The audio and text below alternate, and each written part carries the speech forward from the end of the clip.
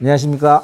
광주 미리치과병원 교정과의 류경훈 원장입니다. 오늘은 아마 주걱턱 증상을 갖고 계시는 모든 환자분들께서 가장 궁금해하시는 수술을 하느냐 아니면 비수술로 교정을 끝낼 수 있느냐에 대해서 얘기를 해볼까 합니다. 이것은 가는 병원마다 얘기가 너무 틀리다고 느끼실 수밖에 없고 정답이 없기 때문에 결국 짧은 영상 하나로 이 어려운 주제를 다 얘기를 끝낼 수 있는 부분은 아니고 앞으로도 아마 몇 번 더 언급할 것으로 생각이 되어지는데요. 왜 이게 이렇게 어렵게 느껴지는 거냐면 누가 봐도 확실한 케이스도 많이 있는데요.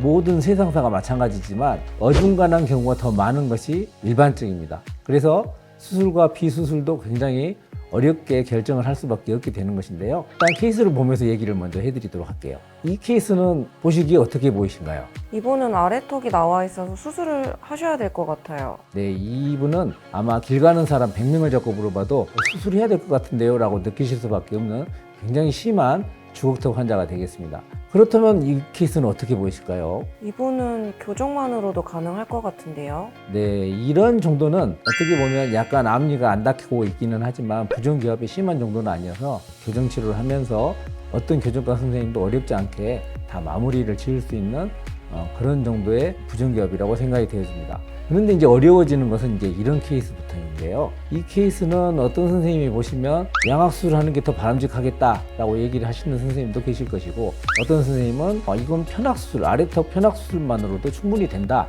이렇게 얘기를 하실 수도 있을 거고, 어떤 병원에 가면 그냥 교정만으로 되는데요, 이렇게 얘기를 하실 수도 있고, 아래쪽 치아는 좀 빼야 될 것 같은데요, 이렇게 얘기를 하는 그런 병원 선생님도 계실 수 있어요. 그러면 우리 환자분의 입장에서는 나보고 뭐 어찌라고 라고 하는 그런 얘기가 나오실 수 있는 조금 길이 갈리는 그런 케이스가 될 것 같습니다. 그래서 치료 방향이 확실한 경우는 누가 봐도 비슷한 얘기를 할 것인데 애매한 경우가 문제가 되는 것인데요.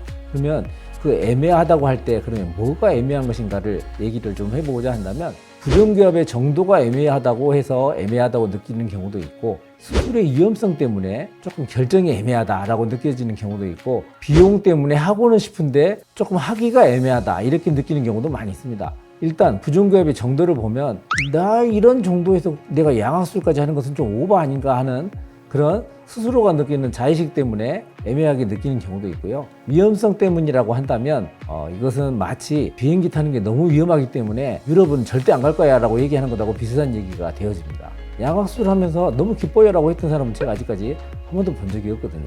그리고 진정으로 비용이 문제가 된다고 한다면 그것은 치료 시기를 좀 늦추면 될 수 있는 그런 문제 중에서 가장 그래도 현실적으로 해결할 의지만 있다면 조금 시간적인 부분에서 해결될 수 있는 부분의 문제가 아닐까 이렇게 생각을 합니다. 그럼 여기에서 가장 중요한 것, 그러면 내가 수술을 하느냐 아니면 수술을 하지 않느냐를 나누는 결정적인 것은 지금까지 봐왔던 경험으로 보면요, 그 환자분이 어떤 니즈를 갖고 있느냐, 그러니까 내가 정확하게 뭘 요구를 하고 얼마나 강하게 그것을 내가 바라고 있느냐에 따라서 그것이 결정됐던 것 같습니다. 그리고 이렇게 상담을 하면서요, 뭘 원하는가라고 하는 것을 정확하게 파악을 하는 것이 매우 중요하다고 생각을 하는데, 그 이유가 뭐냐면 교정만으로 할 때 하고 수술로 교정을 하려고 할 때 하고 서로 교정하는 방법이 서울과 부산 가는 것처럼 방향이 정반대가 되기 때문입니다. 일단 치아가 주걱턱 부정기압을 갖고 있는 이런 모든 환자들한테서 어떠한 반응을 보이게 되냐면, 턱이 나와 있으니까 주걱턱이 되는데, 턱이 나오면 위쪽 치아는 아래쪽 치아를 향해 약간 앞으로 뻗치게 되어 있고요, 아래쪽 치아는 위쪽 치아를 향해 약간 뒤로 눕는 자연적인 보상작용이 일어나게 됩니다. 근데 이거를 교정만으로 인해서 양악 수술을 하지 않고 부정기압을 해결을 하려고 할 때 어떻게 접근을 하게 되냐면, 위쪽 치아가 약간 뻗쳐 있는데 조금 더 뻗치게 만듭니다. 위 치아를 좀 더 앞으로 나오게 만드는 거죠. 아래쪽 치아는 좀 더 뒤로 눕혀요. 그러면 위 치아와 아래 치아가 이렇게 서로 반대 방향으로 움직이면서 이렇게 거꾸로 물리던 것이 정상적으로 물리게 되는 그런 상황으로 접근하는 것이 바로 교정에 의한 접근법입니다. 근데 이때의 한계는 뭐냐면 치아의 각도가 변한 것이지 턱 자체가 들어간 것은 아니기 때문에 주걱턱 느낌은 그대로 남게 되는 것이 치아의 교정의 한계가 되겠습니다. 그런데 이거를 양악수술을 합시다 라고 해가지고 양악수술로 접근을 하게 되면 어떻게 되냐면, 위쪽 앞니 뻗쳐 있는 것을 다시 각도를 바로잡기 위해서 뒤쪽으로 세우게 되고요, 아래쪽 앞니는 뒤로 넘어가 있기 때문에 앞으로 세우게 됩니다. 조금 전에 교정적인 방법과 정반대가 되는 거죠.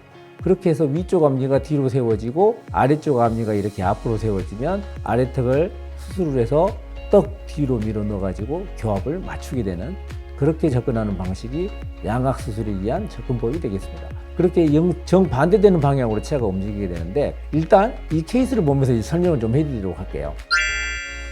교정만에 의한 접근법이 되는데, 이런 경우에 제가 이제 가장 중요시하게 느껴지는 부분은 이 부분에서 이제 윗입술, 아랫입술 턱이 있는데 어떤 부분이 가장 앞으로 튀어나와 보이신가요? 입술이 더 나와 보입니다. 그렇죠. 아랫입술이 좀 앞으로 좀 뚝 까져 있는 듯한 그런 느낌을 주는, 턱 끝보다는 아랫입술이 좀 더 많이 나와 있는 듯한 그런 느낌을 갖는데,